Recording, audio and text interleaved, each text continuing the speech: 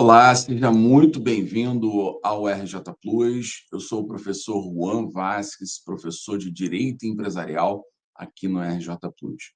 Nós vamos, nesse vídeo, fazer alguns comentários sobre a prova do Ministério Público do Rio de Janeiro de segunda fase, concurso 38º, foi realizada, então, a prova de Direito Empresarial e vamos, então, comentar as nossas impressões sobre essa prova, as duas questões que caíram no direito empresarial. Aliás, a gente pode começar já destacando esse fato.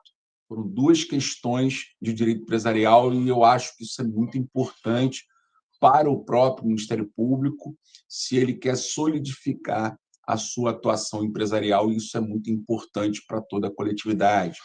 Vejam ainda, interessante observar, que as duas questões que foram cobradas foram de direito falimentar. Uma primeira questão que trata de habilitação, verificação de créditos e impugnação. A segunda questão tratava da questão da responsabilidade civil do artigo 82 da Lei de Falência. Dois temas absolutamente práticos que fazem parte do cotidiano da atuação funcional de um promotor que atua nessa área especializada. Outro ponto importante é que as questões elas não têm uma pegadinha, não foram feitas com o propósito de fazer aquele candidato que não esteja muito atento à redação do enunciado errar. O propósito é justamente, como deve ser, analisar o conhecimento desse candidato, somando-se, portanto, diversos dispositivos, como vocês vão ver, da Lei 11.101 de 2005 e também na primeira questão da Lei da Arbitragem. Então, nós temos aqui só elogios à banca de direito empresarial do Ministério Público do Rio de Janeiro, mais uma vez trazendo questões que, a meu sentir, para os candidatos que estão mais avançados em direito empresarial, que estão mais seguros em relação a esse tema, para que eles possam ter essa nota aumentada e, com isso, conseguir a média necessária para passar dessa segunda fase. Então, se a gente comparar, por exemplo, com direito civil e processo civil, na minha modesta opinião, direito empresarial foi ali, né, com as duas questões, foi a matéria que trouxe mais chance, mais oportunidade para o candidato elevar a sua nota. Mas, é claro, isso vai de cada um tem sua experiência em segunda fase, cada um tem o seu próprio conhecimento já acumulado de direito empresarial. Eu não quero dizer com isso que a questão foi fácil, nenhuma das duas questões de empresarial a gente pode dizer que foram fáceis, porque tem vários elementos que vão se somando à nota. Então, não adianta você acertar só uma parte, você só vai ganhar parte da pontuação. Então, para você conseguir a pontuação integral, me parece que os assuntos que eu vou trazer aqui deveriam ser abordados nessa resposta. Nesse momento que eu estou gravando, eu não tenho acesso ao gabarito oficial, então depois a gente vai ver se vão poder contrastar esse vídeo, as nossas impressões, com o gabarito oficial que vai ser divulgado. Então, mais uma vez aqui, o Ministério Público do Rio de Janeiro despontando, portanto, com uma das instituições que mais cobra direito empresarial e que o aluno deve estar atento a essa disciplina para conseguir avançar para a prova oral. Então, pessoal, vamos aqui, então, para nosso slide. Vou colocar aqui na tela para vocês e a gente vai, então, começar a nossa análise das questões. Vamos ver a primeira questão, que foi a quinta questão da prova, do 38º concurso, que diz o seguinte: decretada a falência de uma sociedade anônima, o Banco B declara o seu crédito 30 dias após a publicação do edital previsto no artigo 99. Aqui já tem uma informação importante. Se ele está declarando o seu crédito, declara o seu crédito porque ele não constava da relação do falido, que é obrigado a apresentar a relação dos seus credores, conforme o artigo 99, inciso 3º. Então, o juiz recebe a lista do falido com os seus credores e publica um edital. Então, se você não aparece nesse edital, você tem um prazo para fazer a habilitação desses créditos junto ao administrador judicial, como a gente vai ver no artigo 7º, parágrafo 1º. Só que tem um prazo para você fazer isso, que é de 15 dias. Então, quando ele diz aqui, declara o seu crédito 30 dias após a publicação do edital previsto no artigo 99, então isso significa dizer que é uma habilitação retardatária. Outro ponto na questão aqui, ó. O crédito declarado sem garantia é proveniente de uma sentença arbitral definitiva. Isso é importante para a questão do mérito, porque a gente vai ver logo ao final da questão que há uma impugnação sobre o valor. O MP vai ter que falar sobre isso. E está corrigido e com incidência de juros até a data da habilitação do crédito. Isso também aqui é muito importante. A gente vai ver se isso está certo ou está errado. Tem que comentar sobre isso. No curso do procedimento de habilitação, o falido apresenta impugnação ao pedido, somente admitindo a existência de 50% do valor histórico da dívida. Então, o falido ele vai se manifestar contrariamente a esse crédito, pelo menos parcialmente, né, admitindo apenas parcialmente o valor desse crédito, contando com parecer favorável do administrador judicial. Os autos seguem para manifestação do MP, analise o requerimento indicando a posição a ser adotada de maneira fundamentada, dispensada a forma de parecer, que é uma característica também das provas de direito empresarial do MP no Rio de Janeiro, não cobrar peça e, principalmente, pareceres. Então, são respostas às questões dissertativas. Então, vamos ao nosso slide aqui, já para destacando esses pontos que são relevantes. Em primeiro lugar, a gente tem que identificar que a habilitação aqui é retardatária. Uma habilitação é considerada retardatária na forma do artigo 10 quando ela é realizada após o prazo do artigo 7º, parágrafo 1º. Então, quando o juiz decreta falência, ele determina ao falido que esse falido apresente a relação dos seus credores e, a partir dessa relação, vai ser publicado o edital, abrindo-se o prazo de 15 dias para que os credores possam apresentar suas habilitações, se tiverem ficado de fora dessa relação, ou suas divergências. Essas habilitações e divergências são apresentadas dentro desses 15 dias para o administrador judicial, na forma do artigo 7º, parágrafo 1º. Terminado esse prazo de 15 dias, o administrador judicial vai ter 45 dias para publicar a sua lista, que pode ser objeto de uma impugnação na forma do artigo 8º da Lei de Falências.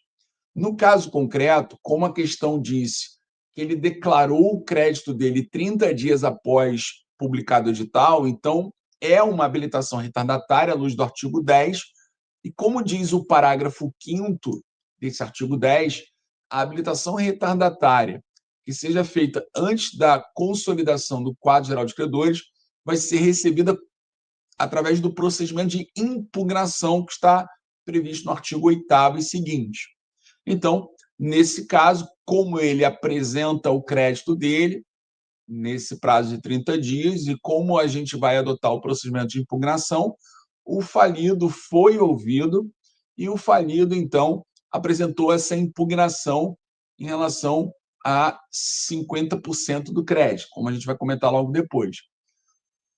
Vamos ter o parecer do administrador judicial e vamos discutir se o MP tem que intervir ou não como fiscal da ordem jurídica. Mas, antes de tudo, a gente tem que perceber que a questão falou que o crédito foi habilitado com correção e juros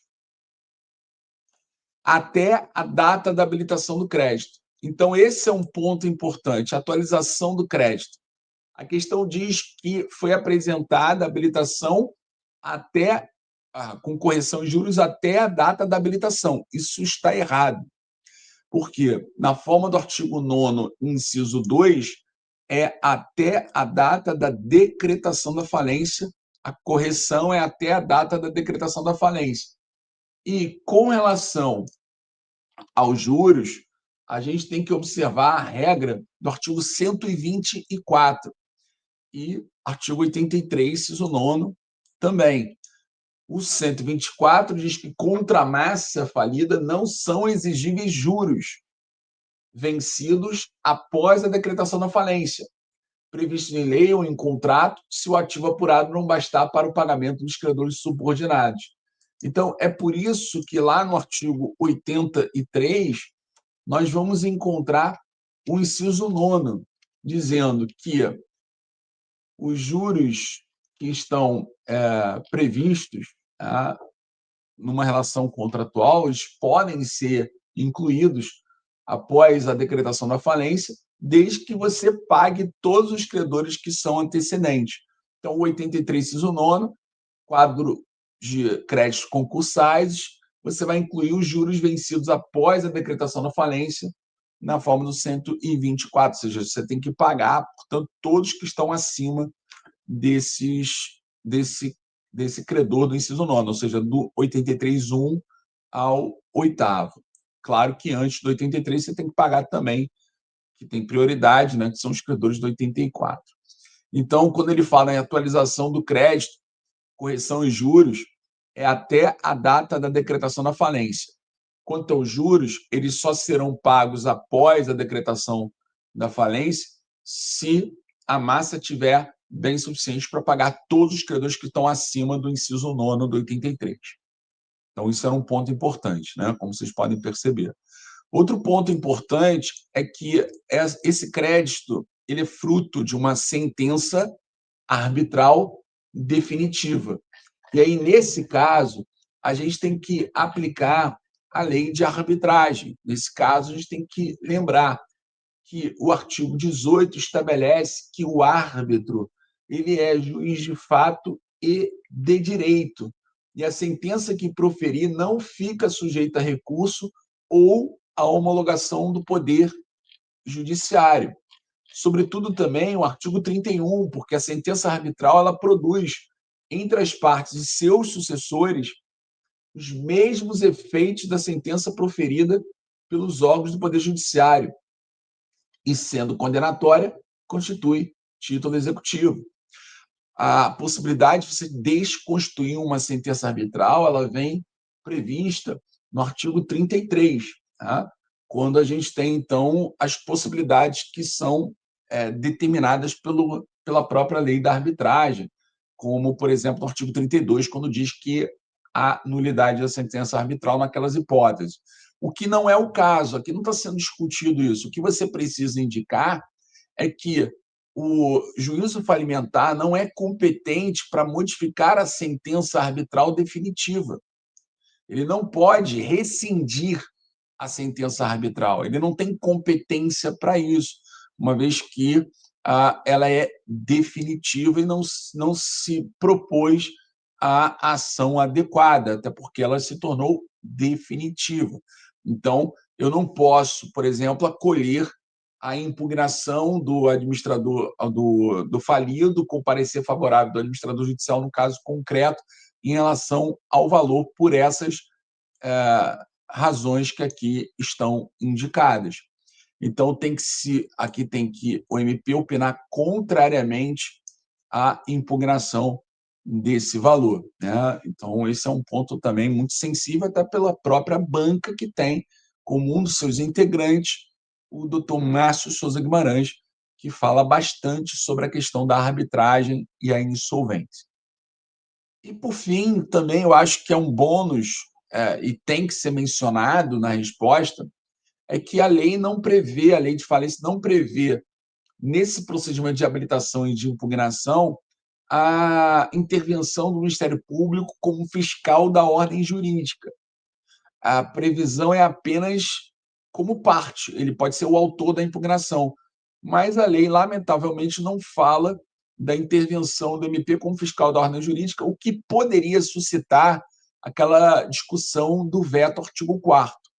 Porém, no Ministério Público do Rio de Janeiro, e isso está consolidado também no âmbito nacional, com a recomendação 102 de 2023 do CNMP, Conselho Nacional do Ministério Público, não há mais espaço para se discutir essa questão do veto ao artigo 4º. Isso está superado no ambiente institucional dos ministérios públicos. Então, aqui você tem que defender a intervenção do MP como fiscal da ordem jurídica, até porque, se ele pode ser parte, autor da impugnação, com maior razão, ele vai intervir na fiscalização de inclusão de créditos, que é uma das suas principais tarefas no processo falimentar, para evitar, inclusive, fraudes. Então, você pode citar, enfim, o artigo 23 aqui a gente tem acesso à recomendação, mas, independentemente de ter acesso ou não na hora da prova a essa recomendação, o fato é que, conhecendo o ambiente institucional do Ministério Público, você estando na segunda fase, você conhece a recomendação e você tem que citar que há, portanto, inclusive, recomendação nacional para que atue na qualidade de fiscal da ordem jurídica nesses casos, conforme o artigo 23. Então, essas são as minhas impressões da quinta questão. Vamos passar para a questão número 6. Questão número 6. Decretada a falência de uma sociedade limitada, então, olha aqui, sociedade limitada, faliu. O Ministério Público identifica que o capital social não está integralizado, além do fato de que o encerramento da atividade já se operou, comprovado por certidão do oficial de justiça, quando da tentativa de citação da devedora. Analise a situação concreta, indicando a posição a ser adotada de maneira fundamentada. Mais uma vez, dispensando a forma de parecer. Então, aqui, para você contextualizar a questão, a gente tem uma sociedade limitada que teve a sua falência decretada. Identificou-se, após a falência, que o capital social não está integralizado. A gente tem que lembrar que o capital social ele representa uma cifra contábil resultante da contribuição que os sócios fizeram para tomar parte na sociedade. Quando se fala em capital social, é muito comum se falar, inclusive, da questão de que esse capital social ele representa um mínimo de garantia para os credores. Um mínimo de garantia para os credores, porque, por exemplo, vamos imaginar aqui um cenário em que não há falência ainda decretada. Se você tem uma hipótese em que o capital social não está integralizado, isso faz com que, por exemplo, eu não possa ter a distribuição de lucros quando forem realizados em prejuízo do capital. Então, o capital social, por exemplo, é uma garantia para os credores, porque eu não posso distribuir lucros na forma do artigo 159 se houver prejuízo do capital. Mais ainda, se o capital não está integralizado, significa dizer que incide a regra do artigo 1052 do Código Civil, que trata da responsabilidade solidária dos sócios pela integralização do capital social. Então, em razão disso, o que eu proponho como resposta, primeiro, é identificar que nós estamos diante da possibilidade de uma ação do artigo 82 da Lei de Falência, porque agora já está falido, o MP constatou que o capital não está integralizado, então é possível promover a ação de integralização do capital social. Essa ação ela tem como base o artigo 82, que trata da responsabilidade civil dos sócios de responsabilidade limitada, controladores e administradores.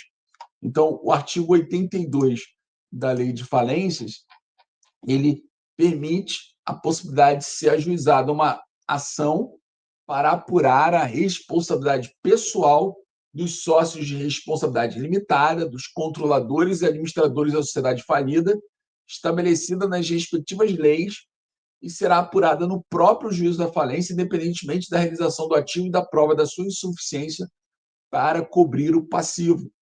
Então, nós temos aqui uma ação própria, ação do artigo 82, para exigir essa integralização do capital social, que é fruto de um dever que está indicado no artigo 1052 do Código Civil.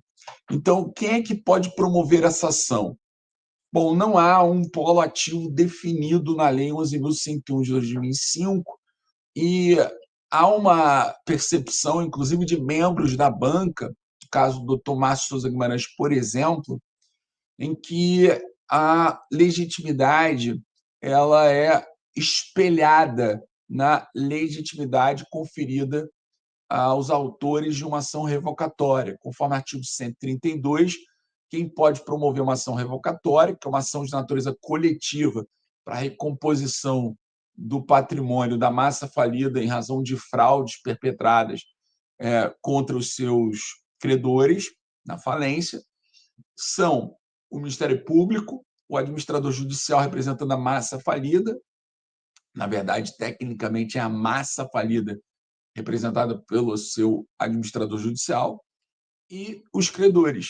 Então, há um espelhamento dessa legitimidade também para a hipótese do artigo 82, porque se trata de uma ação coletiva. Né? O interesse aqui é a recomposição desse capital social, porque vai beneficiar toda a coletividade de credores. Então, quem pode ajuizar essa ação? O Ministério Público, o administrador judicial, que na verdade é a massa falida representada pelo AJ, e os credores. O polo passivo, por sua vez, vai ser integrado por qualquer sócio nesse caso. Por quê? Porque há uma solidariedade derivada do artigo 1052 pela integralização do capital social. Então, mesmo aquele sócio que contribuiu para o capital social cumprir o seu dever, ele se expõe a essa ação de responsabilidade civil se o outro sócio, por exemplo, deixou de cumprir a sua obrigação. Então, ela não é direcionada apenas ao sócio remisso. A intervenção do MP aqui também é importante, porque o MP vai atuar ou como autor, ou, se ele não for o autor, ele vai atuar como fiscal da ordem jurídica, conforme o artigo 6º, inciso 1º, da Recomendação 102 de 2023. E um outro ponto da questão importante, vou voltar à questão aqui para a gente observar, é que quando ele fala aqui que constatou-se também o encerramento da atividade comprovado por certidão de oficial de justiça, tentativa de citação da devedora, isso aqui ele está dizendo que houve uma dissolução irregular, que o encerramento foi irregular das atividades. Então, por conta disso, nós temos aqui outro ponto a ser observado na questão. Não é só identificar a ação do artigo 82, também tem que dizer que não é caso de desconsideração da personalidade jurídica. Então, cuidado. Por que não é caso da desconsideração da personalidade jurídica aqui? Porque o enunciado 48 da primeira jornada de direito comercial, em primeiro lugar, diz que essa ação do artigo 82 ela não se refere aos casos de desconsideração da personalidade jurídica. Então, essa ação do artigo 82 não se confunde com uma eventual desconsideração da personalidade jurídica, que na lei de falência está previsto no artigo 82, parágrafo único, e lá está escrito que eu tenho que usar a teoria maior da desconsideração e o incidente de desconsideração da personalidade jurídica. Mas, sobretudo, fechando a questão, para realmente concluir que não é caso de desconsideração, teria que conhecer a jurisprudência do STJ, que diz que a mera dissolução irregular da sociedade, como foi o caso, não é uma hipótese que admite a desconsideração da personalidade jurídica. Então, por exemplo, nesse agravo interno no Aresp 2.750.225 do Distrito Federal, de relatoria de Sua Excelência o Ministro Ricardo Vilas Boas Cueva, nós temos agora ali o retrato da jurisprudência da Corte. Para a aplicação à teoria da desconsideração da personalidade jurídica, exige-se a comprovação do abuso, caracterizado pelo desvio de finalidade, ou confusão patrimonial. Requisitos que não se presumem, mesmo em casos de dissolução irregular ou de insolvência da sociedade empresária. Então, esse seria, portanto, o direcionamento que eu teria para vocês.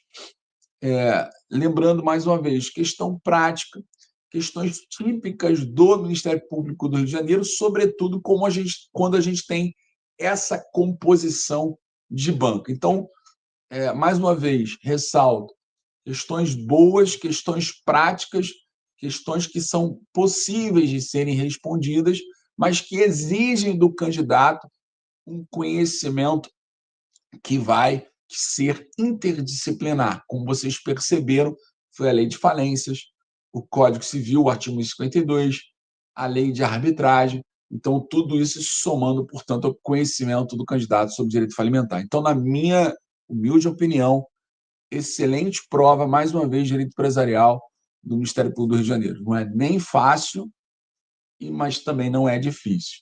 Dá para ser feita, mas também não é aquela questão básica que apenas reproduz uma jurisprudência, por exemplo, Superior Tribunal de Justiça. Realmente, você tem que estar preparado em direito empresarial. Então, se você ainda se sente inseguro, quer aprimorar os seus conhecimentos sobre direito empresarial, então eu te convido a conhecer o nosso curso de Direito Empresarial, que está aqui no RJ Plus, perfeito?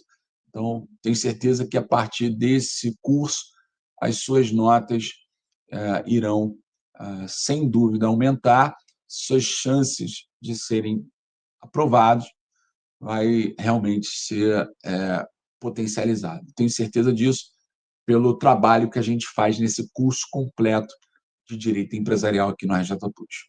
Grande abraço, bons estudos e até uma próxima oportunidade.